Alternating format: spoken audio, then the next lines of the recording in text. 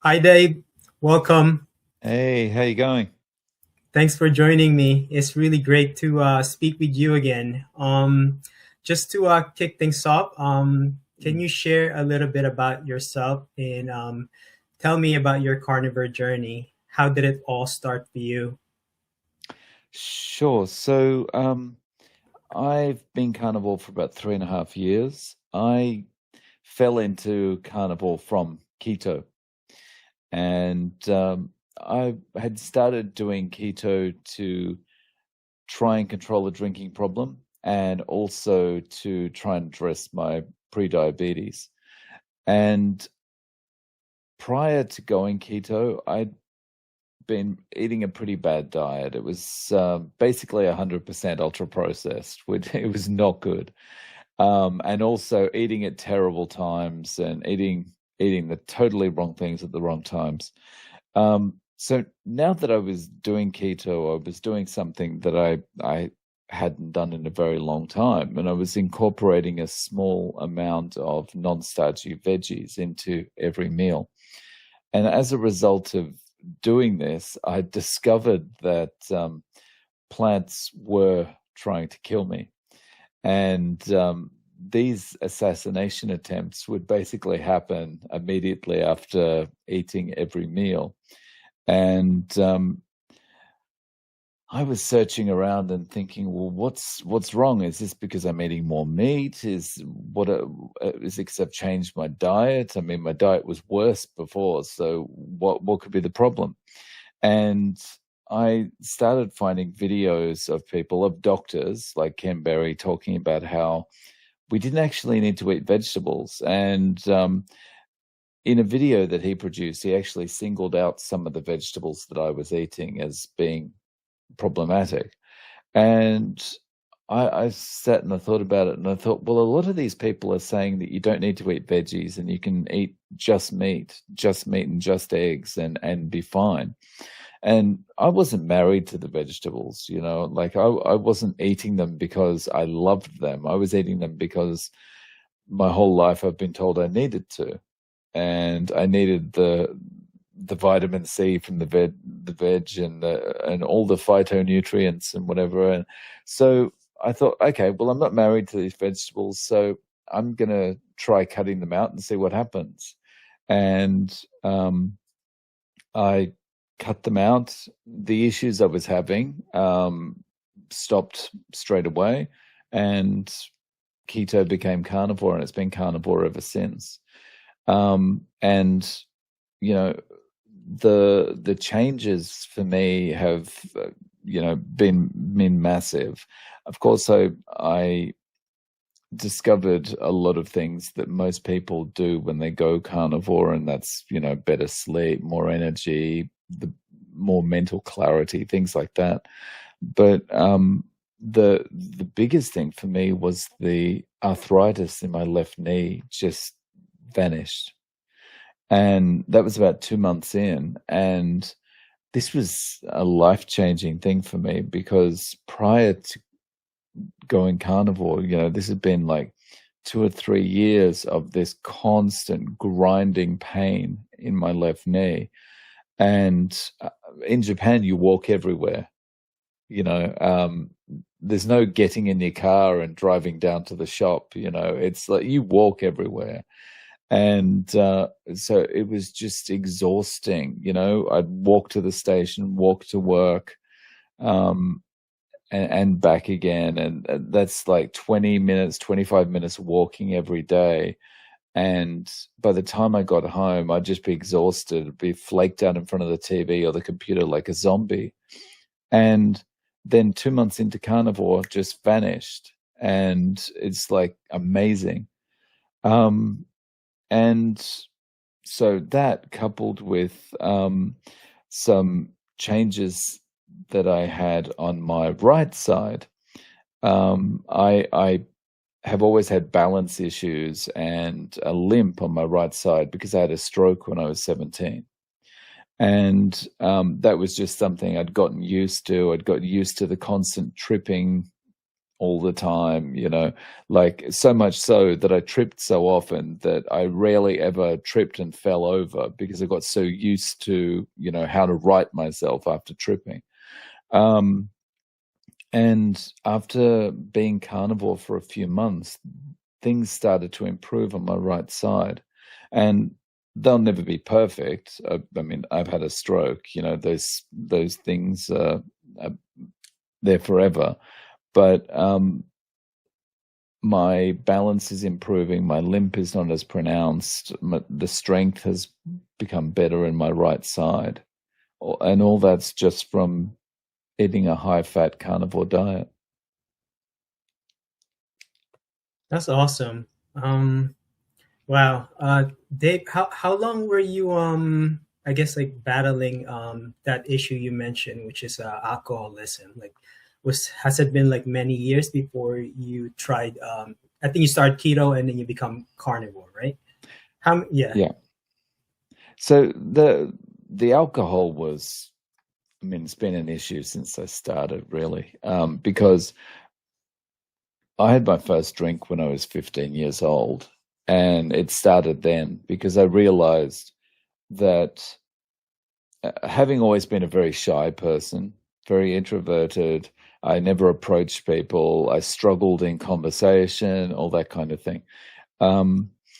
When I had my first drink at 15 years old, I realized that I suddenly had this confidence I'd never experienced before, and I could suddenly get into conversations. I could actually be funny. I could make people laugh, and I could enjoy the conversation and all this kind of thing. And so from that moment, it was like, oh, this is what I need whenever I feel shy or not confident or whatever. And so that the seed was planted at 15 and it just got worse. Now, I actually had some time off alcohol because after I had the stroke and I'd had an operation, I had to go on some special drugs that I couldn't drink alcohol with. So from about 17 to, I guess, 18 and a half, 19, I couldn't drink alcohol. But following that, I've got a job where I was traveling overseas with a lot of other Australians, and we were living in a house together. And when you're traveling overseas and your accommodation's paid for and all that kind of thing, and your circle is the people you work with and live with, your entertainment becomes drinking.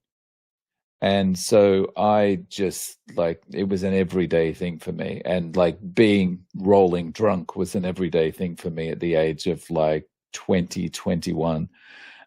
And it just got worse and worse and worse from there. And at the point that that the doctor had said to me, you need to do something about this.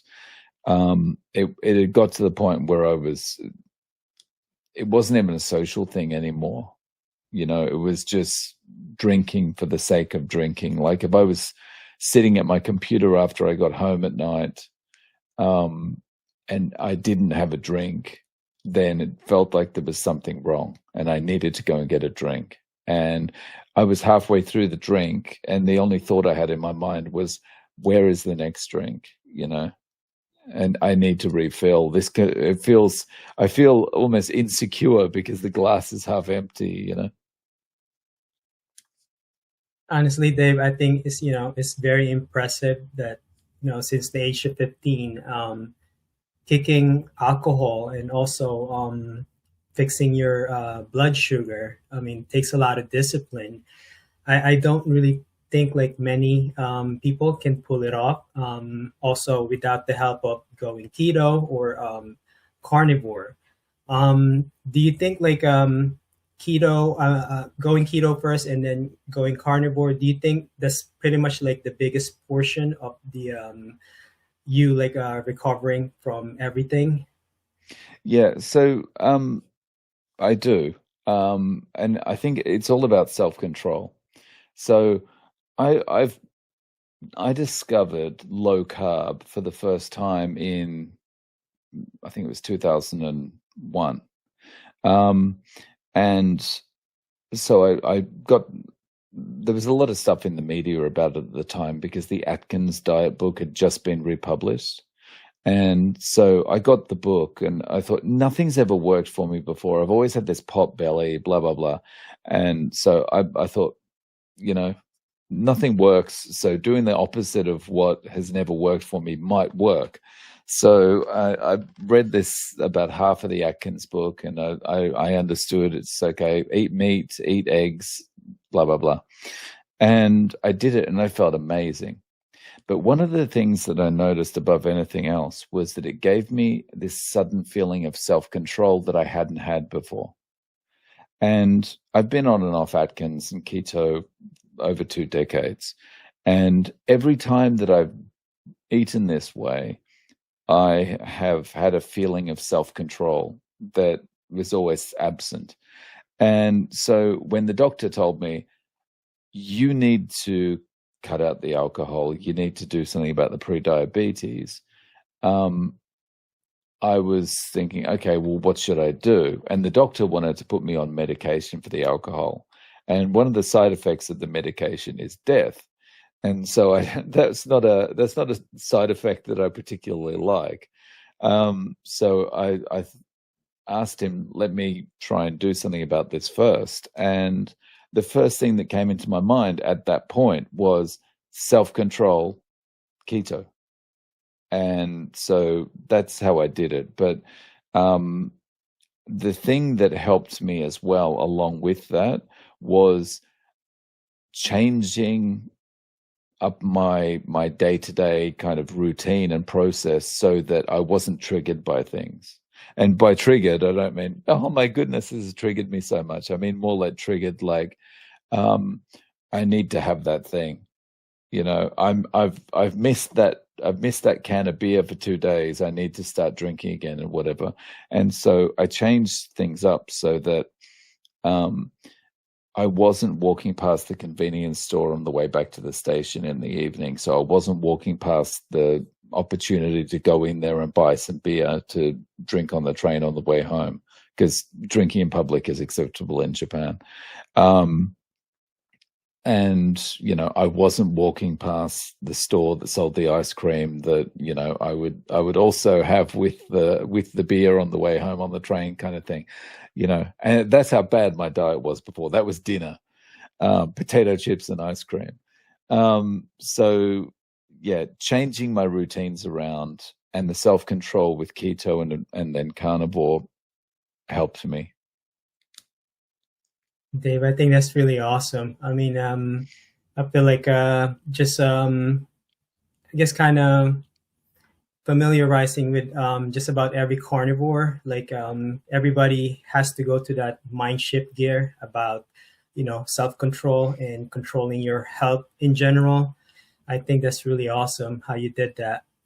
You know, also, Dave, I just wanted to mention the diversity of people you interview from all walks of life is really, you know, what inspired me, like to start doing carnivore myself. You know, besides from listening to Dr. Shafee, Dr. Sean Baker.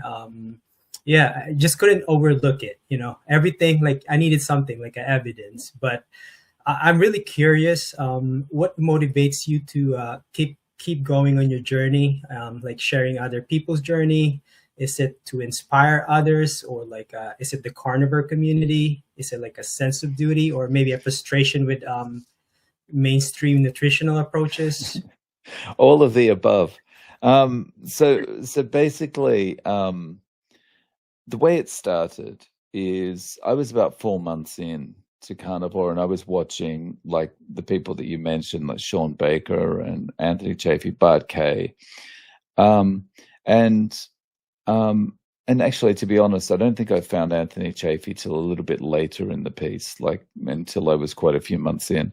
But I was watching all these people, and I got 4 months in, and I was starting to get a little bit annoyed because everything that was working for me is what everyone has told me over my life that is wrong.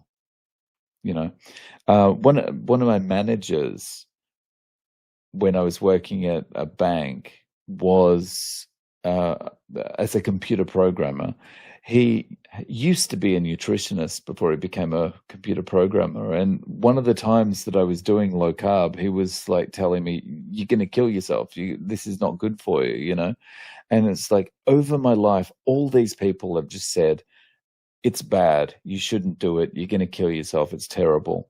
And everyone's pointing me in the wrong direction. And I feel amazing now, 4 months in, and things are resolving. The arthritis is gone. You know, I'm more balanced when I'm walking. I don't have as obvious a limp. And so I decided I just wanted to start putting my voice out there as well. So I just made some videos about my experience and put them on YouTube. What happened then is I started getting feedback in the comments from people saying, "Me too. Yeah, that happened to me too. My wife had a stroke and this is helping her," and all this kind of thing, right? And so I felt like, okay, I need to make more videos and talk about this more. So it's kind of the feedback I was getting was motivating me more to do it. But the interviewing really started because I'm quite isolated in Japan. Like, there's not many people in Japan that are doing carnivore. And I wanted to be kind of more involved in the community. So I just started kind of going on live streams and networking with people. And that led to some people saying, "Hey, why don't you interview me on your channel?" And I was like, "Oh, that sounds cool." So I started interviewing people, and I realized that I enjoyed listening to their stories. And I've never been a particularly good listener before, as my wife will attest. Yeah, just I enjoyed listening to their stories, and over time that just grew and grew and grew, and now it's this thing that it just feels like it's important to get the word out there. I like doing it, and you know, the more I hear stories about healing that people get from doing carnivore, the more frustrated I get at the medical community and everyone else is telling us we're doing the wrong thing. That's really interesting. I think and awesome at the same time because the interesting part is that I feel like just based on observation with all the carnivore people, you know, it does feel like there's a sense of being alone, like while doing it, and then now you have the sense of duty because you wanted to spread the word and also tell everyone that you're not alone. I think that's the awesome part. Just jumping onto a different question. Looking back at the start of your carnivore journey, was there any mistake you made, or like how did you learn from them, or was it like something you missed, or did you ever had like a doubt that maybe carnivore was not working in the beginning? No, I think for me, I'd had 20 years of over 20 years of on and off keto, and because of that I had this like just subconscious knowledge that this is the right way to eat. This is the way you should be eating because this is how your body feels best,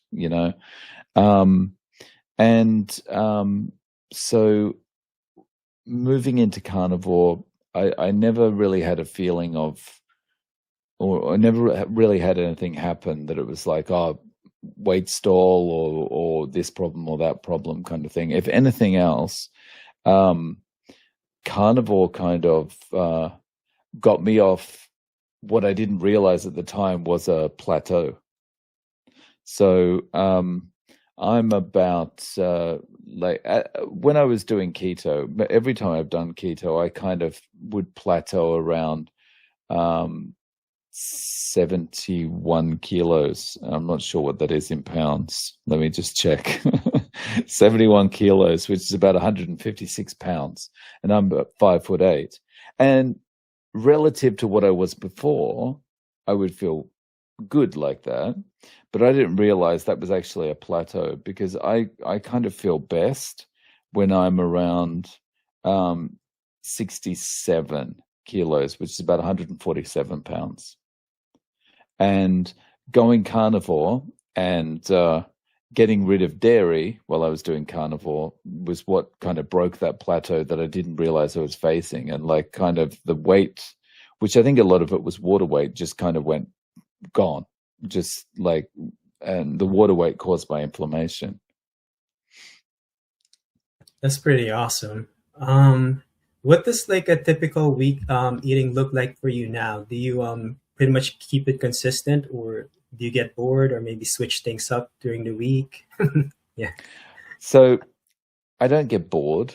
Um, every meal is kind of like a lot of carnivores say this, every meal is kind of the best meal you've ever eaten before, you know.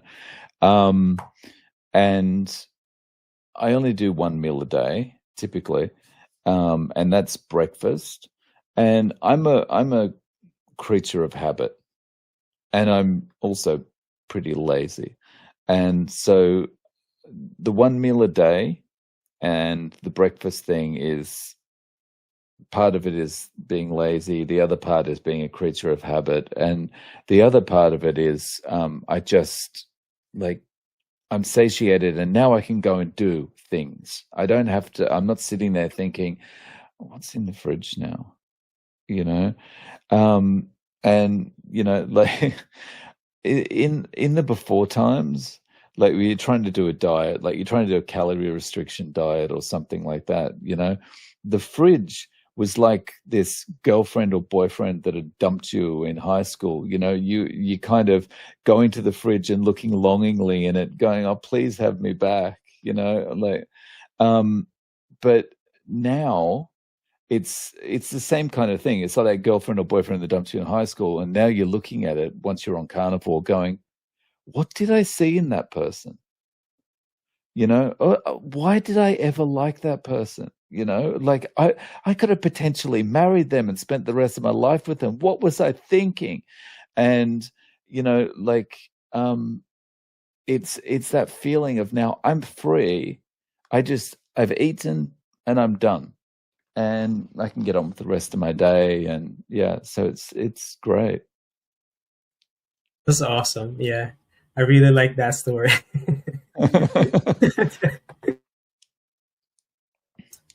Have you ever done something like unconventional within the carnivore framework? Because I know some carnivore they've done I guess they call it ancestral or primal, like eating raw meat. Have you done like something, maybe something similar but different?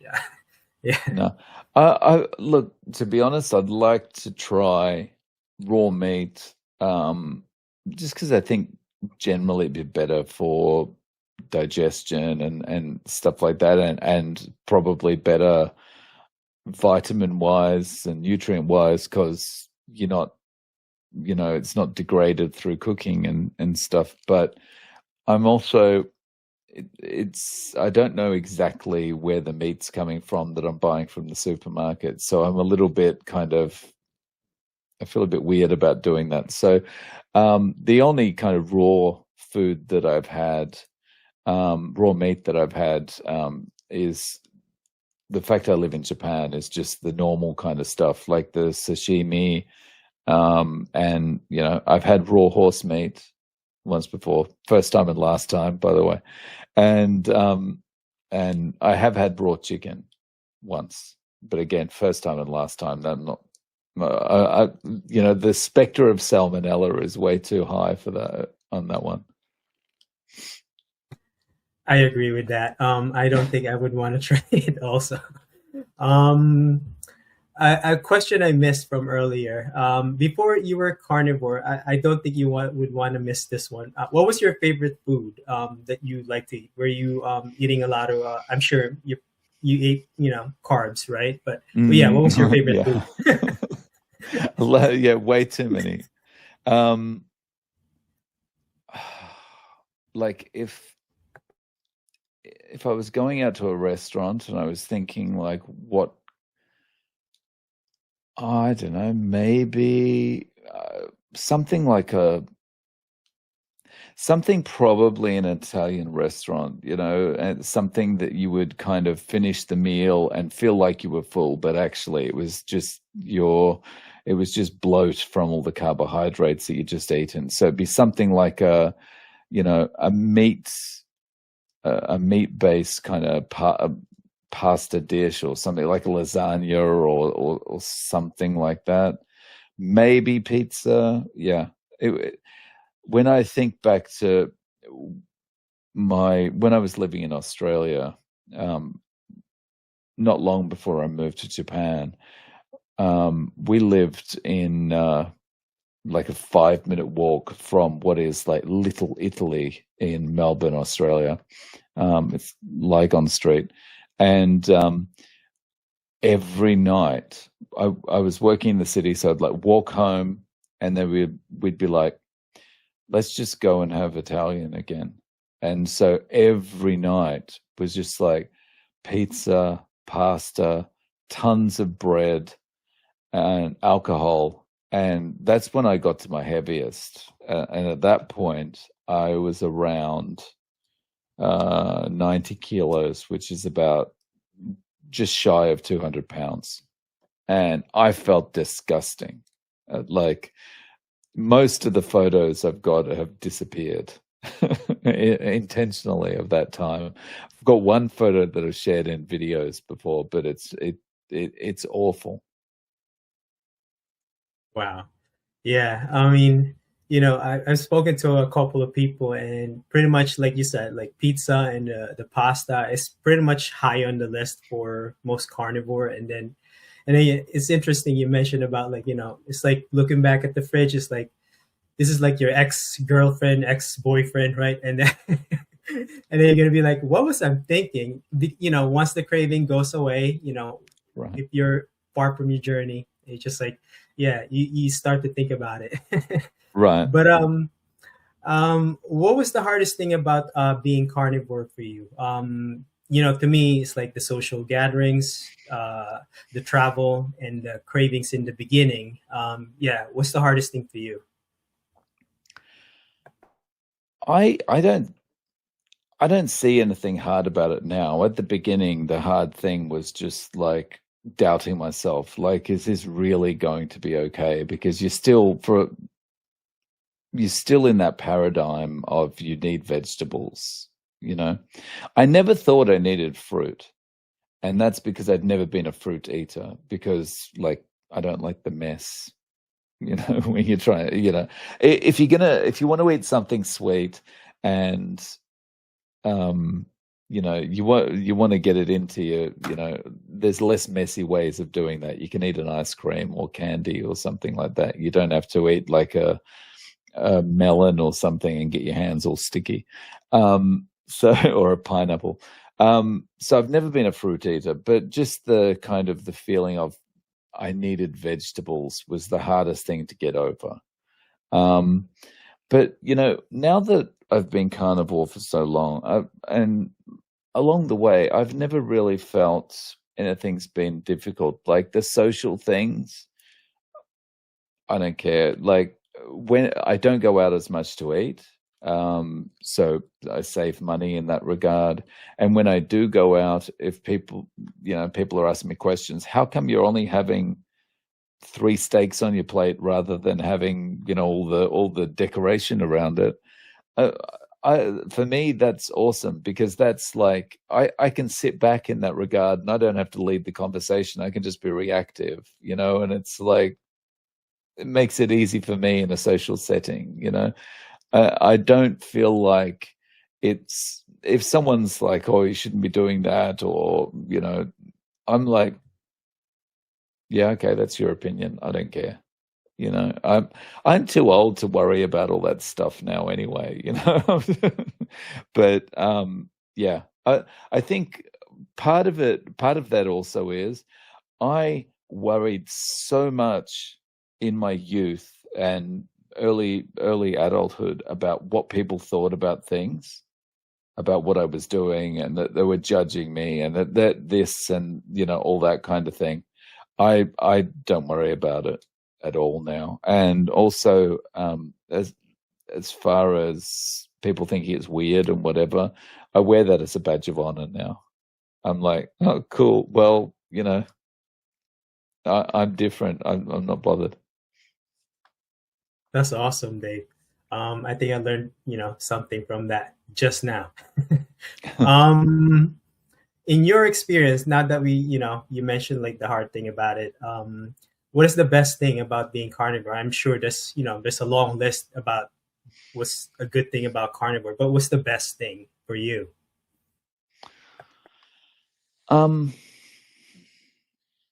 as you say, it's a long list. There's like just the community is great and all that, but I would say the best thing is waking up in the morning 5 minutes before your alarm goes off because you've had a restful sleep and not feeling tired at all, feeling bright-eyed, and you just wake up, before the alarm, get out of bed, and, feels like because you've had a nice restful sleep, because your body hasn't been dealing with the toxic sludge that you were pumping into it before, that you're just ready to take on the day. Nice. If you had to describe the impact of carnivore in your life, what one word would you describe it, and why? Oh, okay. Freeing. And in more ways than one, like freeing from the problems I had, freeing from, as we just discussed, worrying about what people think about me, freeing from the attachment to food, freeing from, looking in the fridge, going, oh, what can I eat now? Like just freeing up your time. Like I'm so much more productive than I was before, partly because there's more hours in the day, because the sleep that I get is shorter but more higher quality. And yeah, it's freeing in so many ways. That's awesome. If you can give like an advice to someone who's just very curious about carnivore because they think they're seeing your success with it, what would you pretty much tell them? And yeah. Yeah, I would say whether you're going to do keto, ketovore, carnivore, lion, whatever it is, when you get started, you got to take one day at a time. And the reason for that is when we start on something like a diet or some kind of project, we've got this human thing about projecting out into the future and thinking, okay, well, I'm going to do this for the rest of my life, or I'm going to do this for the next year or the next 6 months, whatever the thing is you're working on. But we definitely do that with diet. And what happens is if we project out and we think, okay, I'm going to be carnivore and I'm going to do this for the rest of my life, thinking that way when you're still addicted to the bad foods, what you do is you allow your mind to start going into this kind of questioning mode, which is like, how am I really going to be able to do this? How am I going to be able to do this for the rest of my life? I'm going to be struggling to make sure I don't eat the wrong things. And if I can't do this for the rest of my life, actually, how am I even going to be able to do this for the next month? How am I going to be able to do this till the end of the week? This is going to be such a struggle. And I'm going to be fighting with myself because everyone's done a low calorie diet before. So, they know the struggles, right? And so you start doubting yourself. And before long, you get to the point where you're thinking, I'm not going to be able to do this. I may as well not worry about it. Oh, look, there's a bit of bread. I'm going to eat that. And then it's all over again, And then you spend the next weeks or months trying to psych yourself up to just give it a try again. And that cycle repeats itself. So what I would say is take a day at a time. Don't focus on the long term. Focus on just getting through day one without cheating. And what that does is it gives you a short time frame. And, you can say to yourself, okay, well, I'll just get through day one and I'm going to allow myself, if I want to put if I want to go back after day one, then I can do that, right? But you just focus on getting to bed on day one without cheating. And then when you wake up the next day, you have the two thoughts straight away. First is, I did it.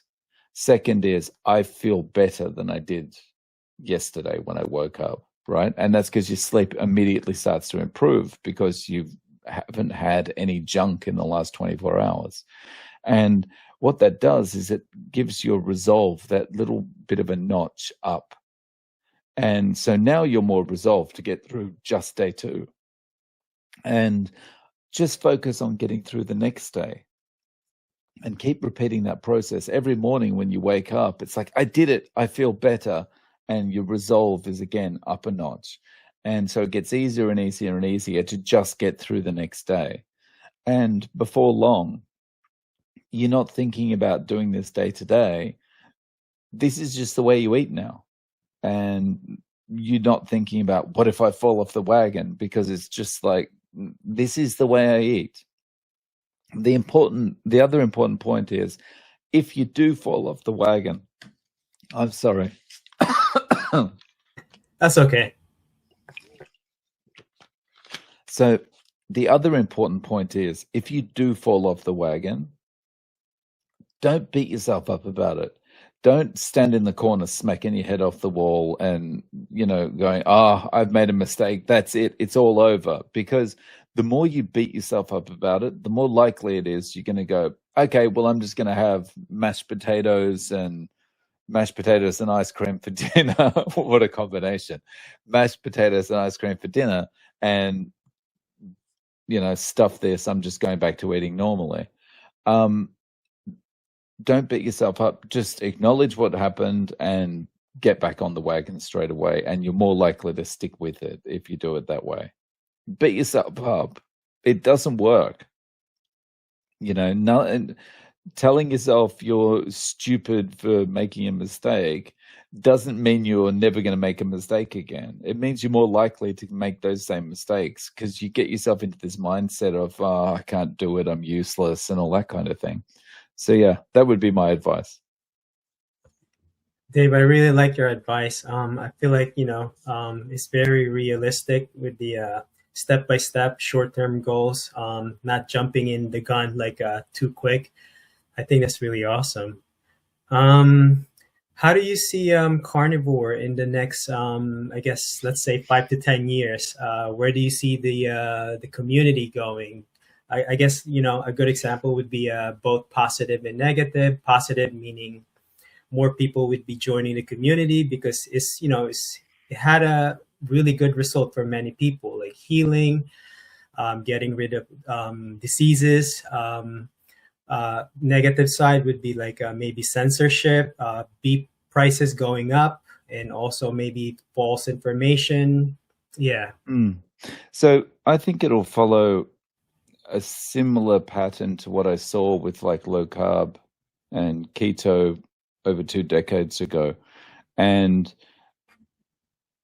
it was kind of the media, the doctors, the nutritionists, everyone was out there saying, this is not the way you should be eating. This is bad for you. You're going to die, blah, blah, blah, blah, blah. But people were doing it and people were getting results and people were noticing, I'm losing weight, I'm feeling better, I'm getting healthier. And just more and more people started trying it and it became more acceptable and normal. And these days, if you say to someone you're on a low carb diet, they don't bat an eyelid, right? They're going, oh, you're cutting out bread and pasta. Well, that can't be a bad thing. But I think the same thing will happen with carnivore, but it will be an accelerated thing. Because now, with the internet the way it is now, which it wasn't 2.5 decades ago, people become aware of things more quickly and see results more quickly. They're scrolling Instagram and they see someone talking about it or whatever. And so I think the uptake is likely to be much faster than it was. So I think carnivore's going to become an acceptable way of eating in a much quicker amount of time. On the negative side, as it becomes more widespread, there's going to be more pushback against it. Pushback from the high profile doctors and researchers and experts out there that have spent their whole lives. I mean, when your whole education and career has been about calling LDL bad cholesterol and things like that, right? And you've got these ragtag bunch of previously sick people telling you, calling you out, i.e. carnivores, you will feel like, you've got to shout louder, right? You can't have a group of people suddenly telling you everything you've said for the last 50 years and everything you were taught is wrong. So there's going to be a lot of pushback, but that's kind of the natural way things change, right? There's people that are resistant to change because they profit from or benefit from the status quo. Yeah, I really like your perspective. I think I wanted to ask you one more question, which is, I think this was happening a month ago or maybe even less. What are your thoughts on what was it? Carnivore people trying to bring back carbs back into their eating habits or to their diet? Yeah, what are your thoughts on that? My thoughts are, if you bring something back and it works for you as an individual, then great, have at it. I would say anyone that's bringing anything back, they should be properly testing what they're bringing back to make sure they don't put themselves back in a situation they were in before, and they brought too much back in that they can't identify what the problem is.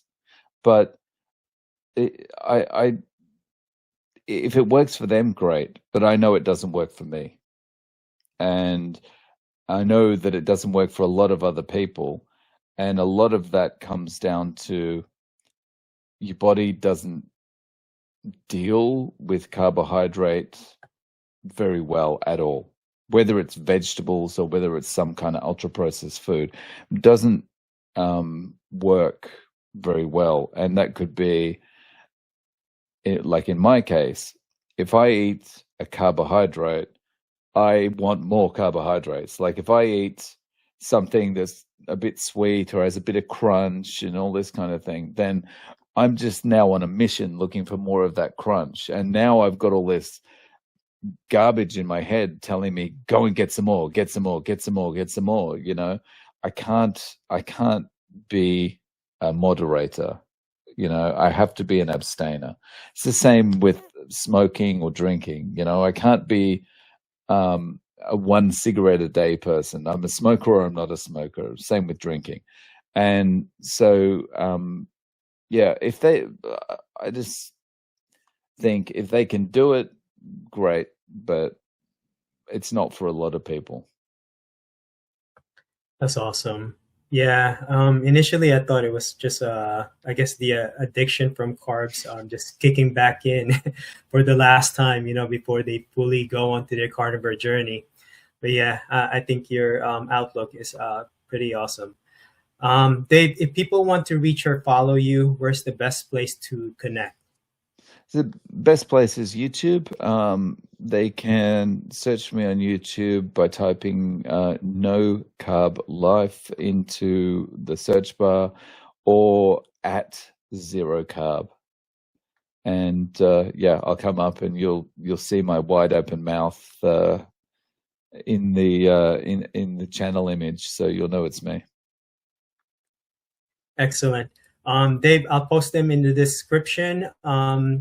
Dave, thank you again for joining me today. I really enjoyed hearing your story and learning about your carnivore journey. And also, just want to say thank you for the work that you do for sharing everyone's carnivore journey. seeing those stories made a real difference for me. And without them, I probably wouldn't have tried carnivore. So I really appreciate it. Thank you. Thank you so much for having me on, Joseph. Really appreciate you taking the time to share my story.